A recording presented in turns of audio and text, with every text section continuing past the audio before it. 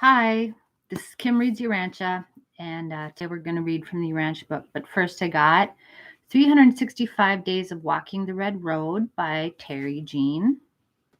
Today is January 11th, and our quote is from an anonymous Western Apache tribal member. And of course, you know the Apache territory is in Arizona and New Mexico. Kind of in they ranged a large area. I think most of their reservations now are in Arizona.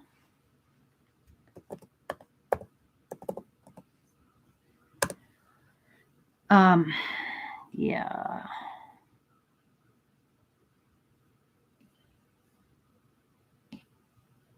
Yeah. Oh, and into Mexico too. They were, but I don't know where their reservations are right now. In Arizona mostly. Yeah. The northeast part of Arizona is Hopis and Navajos. South of there is are Apaches. Okay, well, we'll go ahead and read that. I just want to give you some idea of, when we talk about, give you some geographical associations with what we're talking about here. Okay. Okay, I have already agreed to be there, and that is the same as if I gave you my head and my heart. I won't try to take back what I have said. I will do as I told you I would. Okay, so this, I don't know exactly who said this, but we can see here from this quote that Native people or Apaches took pride in maintaining their oaths. That was important to them, is that you do as you say you will. It's the same as if I gave you my head and my heart. So I hope I can uphold that standard to do as I say I will do. Also here on the State Native History, January 11th, 1972, the Reverend Harold Jones, a South Dakota Sioux, was made a bishop of the Episcopal Church. He was the first Native American Indian to hold this position of a bishop. So that's exciting. He was from South Dakota. I did look him up, and he was a Santee Sioux. And the Santees are in northeastern Nebraska.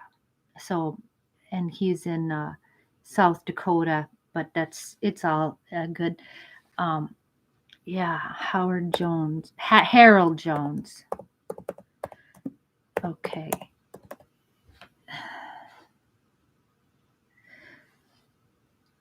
Yeah.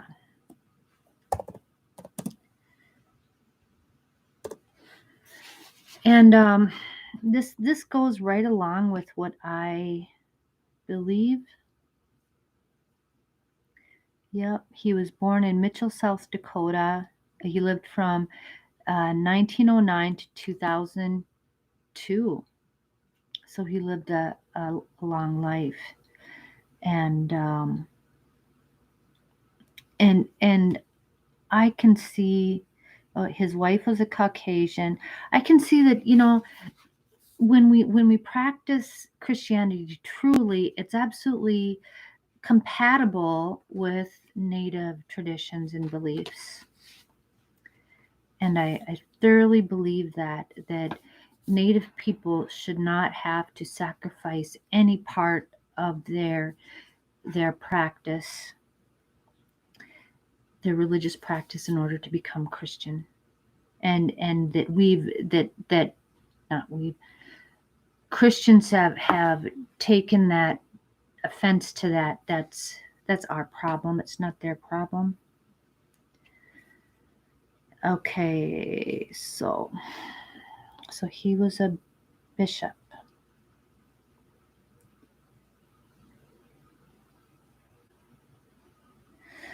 Okay, we'll just leave that there. If you want, you can look up more about him. I can leave this.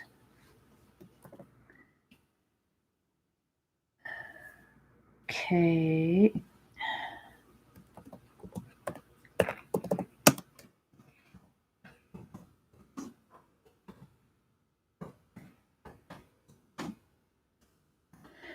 Now it's on in the chat. Okay, so I'm going to read to you from the Urantia book now. Okay, of course, we're on paper 33, the administration of the local universe. We're reading about section 1, Michael of Nebadon. Of course, this is our beloved sovereign. Michael of Nebadon is both my brother and my king. And I have my kitty cat here, Vinny. Vinny, do you want to say hi? Say hi, Vinny. Vinny's tired. Vinny's taking a nap. Here's Vinny. Say hi, Vinny. He says, what are you doing to me? Say hi to the people. Say hi. Who's that pretty kitty there? Okay, Vinny, go back to sleep. Okay. Okay, Vinny. Okay. He says, what the heck? You woke me up for that. Okay. Okay, Michael of Nebadon. Our Creator's Son is the personification of the 611,121st original concept of infinite identity of simultaneous origin in the Universal Father and the Eternal Son. The Michael of Nebadon is the only begotten Son, personalizing the 611,121st universal concept of divinity and infinity. So he's kind of like, right, the 611,121st begotten Son, only begotten Son, whatever. And what the heck does begotten mean anyway? Begotten, does that mean is there sex involved in that? No. Begotten. What is begotten? Vinny doesn't know. Okay.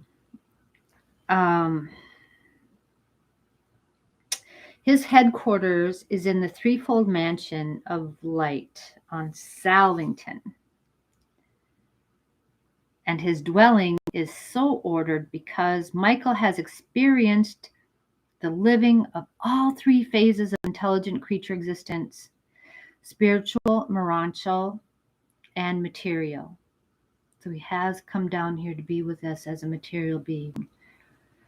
Because of the name associated with his seventh and final bestowal on Urantia, he is sometimes spoken of as Christ Michael.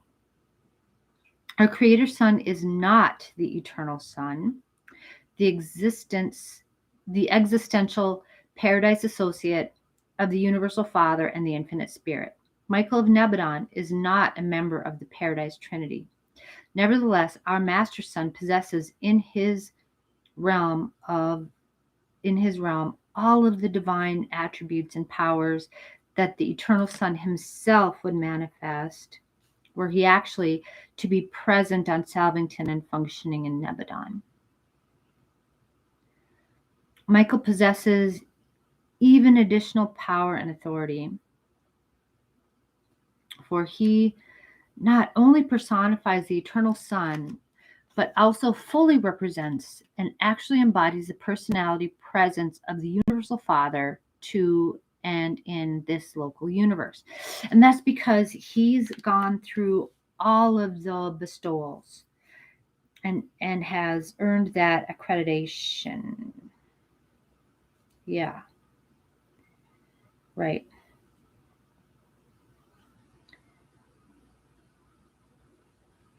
Yep.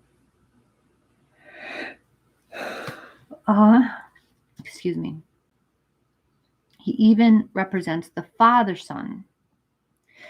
These relationships constitute a Creator-Son the most powerful, versatile, and influential of all divine beings who are capable of direct administration of evolutionary universes and of personality contact with immature creature beings. Our Creator Son exerts the same spiritual drawing power, spirit gravity, from the headquarters of the local universe that the eternal Son of Paradise would exert if he were personally present on Salvington, and more. This universe Son is also the personification of the universal Father to the universe of Nebadon. Right. Creator Sons are personality centers for the spiritual forces of the Paradise Father Son, that combination of personalities, of attributes inherent in the Father Son, right? Creator Sons are the final power personality focalizations of the mighty time-space attributes of God the sevenfold, right? Because they go down that ladder from the highest. They're divine beings, and they come all the way down that ladder of God the sevenfold, and they are able to present themselves to us in this glorified way that we can understand and relate to. The Creator Son is the vicegerent personalization of the Universal Father, the divinity coordinate of the Eternal Son, and the creative associate of the Infinite Spirit. To our universe and all its inhabited worlds, the Sovereign Son is, to all practical intents and purposes, God. He personifies all of the paradise deities which evolving mortals can discerningly comprehend. This Son and his spirit associate are your creator parents. To you, Michael, the Creator Son is the supreme personality. To you, the Eternal Son is super supreme and infinite deity personality. In the person of the Creator Son, we have a ruler and divine parent who is just as mighty, efficient, and beneficent as would be the Universal Father and the Eternal Son if both were present on Salvington and engaged in the administration of the affairs of the universe of Nebadon. Okay. So he's there to represent the Universal Father and the Eternal Son. So it's just like they were here. His will is the same as theirs, and there he just loves us as much as they do. And he's here to care for us and foster our spiritual development and nurture us and teach us how to care about all of us and our brothers and sisters and our environment and everything. We have to care about everything. That's what the message I get, is that everything is important somehow. You know, there's levels of things, but you know, everything is important. It's like we have to learn to love everything. Like a little ant can be so important to us. We just don't know.